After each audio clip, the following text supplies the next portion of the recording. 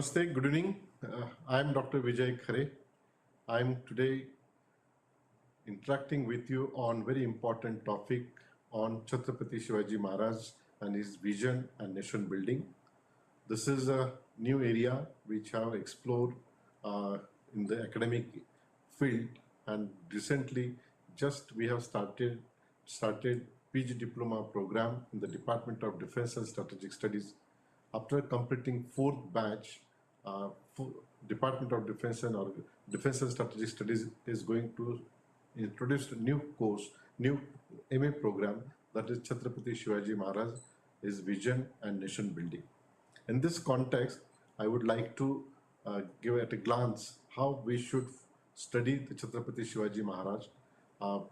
Today, in the contemporary phase, most of the historians, most of the strategic experts, most of the people, common man, layman, they are discussing about Chhatrapati Shivaji Maharaj in different perspective. But in academic field, what we should focus and what we should develop argument to relate contemporary issues, whether it is related to national security or international security environment. In that context, the first episode I am going to highlight on Chhatrapati Shivaji Maharaj, his vision and nation building, and at the same time his war strategy. As per his life, I have divided his defense policy or war strategy in three phases. First phase would be 1645 to 1660, and we call it his policy of defensive expansion. In this first phase, what Chhatrapati Shivaji Maharaj did it, when he started to establish Swaraj, that concept was to, in the initial period, he had very limited source of income, hardly 40,000 annual hone, we call it that, and the area which was covered only Pune, Supe, Chakan, Indapur and Mawal, that was a limited area he had. But at the same time, on the other hand, to counter to Chhatrapati Shivaji Maharaj, there was the Adil Shahi, Qutub Shahi in Mughals. There were strong kings and rulers, and to counter them, Chhatrapati Shivaji Maharaj tried to consolidate his force in a different way, and that's very important to understand this period in a war perspective or a war strategy perspective. And when you look back 1645 to 1660 period, in this period he had three important battles. That is a 1648 Purandar battle, then 1655 Battle of Vai, and 1658 it's a battle in Kalyan Bhiwandi. So look at this chronology. In this period, 1645 to 1660, what Chhatrapati Shivaji Maharaj did it, he tried to consolidate his power with the local support, with the local Maulas, and counter with the big forces, and we call it as a policy of defensive expansion. Second phase, that is a policy of defensive offense. In 1660 to 1670, Chhatrapati mobilized all forces and he used the policy of defensive offense. And third phase, we call it as a totally offensive policy, that is a 1670 to 1680. Look at the second phase, which is very important to understand in the context of present issues related to power politics, global or local. In second phase, policy of defensive offense, that in that time, by the time is 1660, Chhatrapati Shivaji Maharaj consolidated his force, infantry and cavalry, around 15,000 cavalry force, and infantry is around 25,000. And then in this period, the most important strategic battle he did it, the Umberkhand is a place in Maharashtra where he had a battle, and that Umberkhand battle is very important in the context of policy of defense offensive. Then the second is the attack on Shaiste Khan.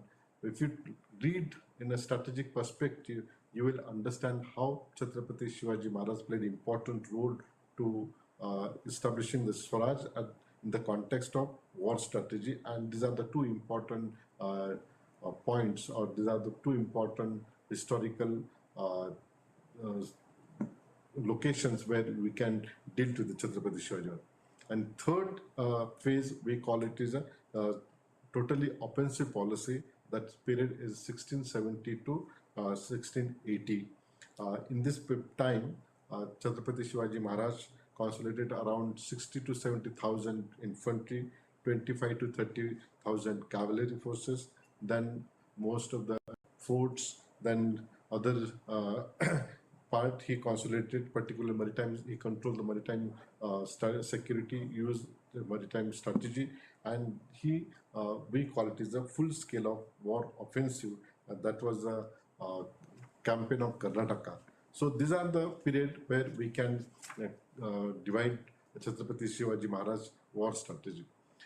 Now, when you compare as a commander or as a strategist, if you look at the Western world and any across the globe, you will see how they have a legacy. Take an example of Alexander the Great.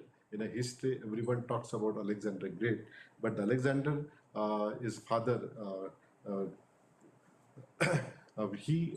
Alexander get a legacy from his father, and he had ready-made force with him, and he started attack on other places, and that's why in a 12 years period he expand his territory, but at the same time when you compare with Chhatrapati Shivaji Maharaj started from zero, and he consolidated his own empire in a different way, and that's why when you compare with the Alexander the Great, you will see the change because all benefit Alexander the Great got from his father, whereas Chhatrapati Shivaji Maharaj started from zero, and he developed his own empire. That is one. Second, if you make it comparative with the Hannibal, at the age of 29, he was 218 BC. He tried to consolidate. He is one of the greatest warrior in the history, but lastly, due to the lack of vision, he failed to establish that kind of empire. Whereas Chhatrapati Shivaji Maharaj has used his logic, his critical thinking, his understanding about war strategy, and the way you look at the Hannibal and the way you look at the Chhatrapati Shivaji Maharaj is the far ahead than the Hannibal, and that's why Alexander the Great, Hannibal, this is a two classic example to understand the war strategy as well as the how he is better than others. Then third is the Julius Caesar. At the age of 45, he started a campaign, and within a span of 15 years, he controlled most of the European part, and then he went in Africa. And when he went in Africa, Senate called back, and when Senate tried to convey the message to Julius Caesar, and lastly, there is no coordination between the Senate and Julius Caesar.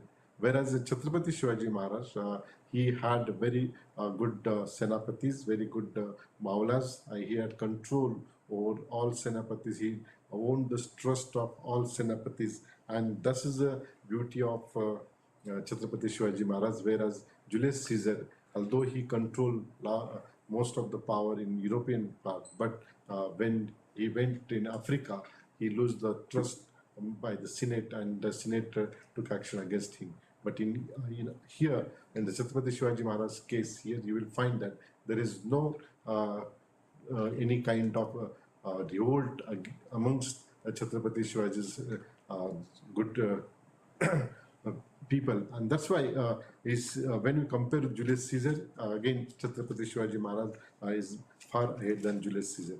Then take an example of another classic is about Napoleon Bonaparte. Napoleon Bonaparte also one of the great warrior in the history. But how Chhatrapati Shivaji Maharaj is greater than Napoleon Bonaparte? Because Napoleon Bonaparte, when he started this expansion of his territory, that time he kills very much civilians. In other way, Chhatrapati Shivaji Maharaj, he used his war strategy where a minimum loss of human kind and minimum loss of natural resources. And that's the beauty of Chhatrapati Shivaji Maharaj. So compared to Napoleon Bonaparte, compared to Julius Caesar, compared to other kings in Western kings or even across the globe, Chhatrapati Shivaji Maharaj is one of the greatest warrior in the history, and that's why, considering this nature, considering this, importance of Chhatrapati Shivaji Maharaj, how we should study the Chhatrapati Shivaji Maharaj in the present context. We have developed first course in India, that is MA course in Chhatrapati Shivaji Maharaj is vision and nation building. I hope in next episode I will come with a very different aspect which is related to his war strategy, which is related to his governance, which is related to his naval capability, and how it is related to in a present context. Will be a second episode I will coming with very soon.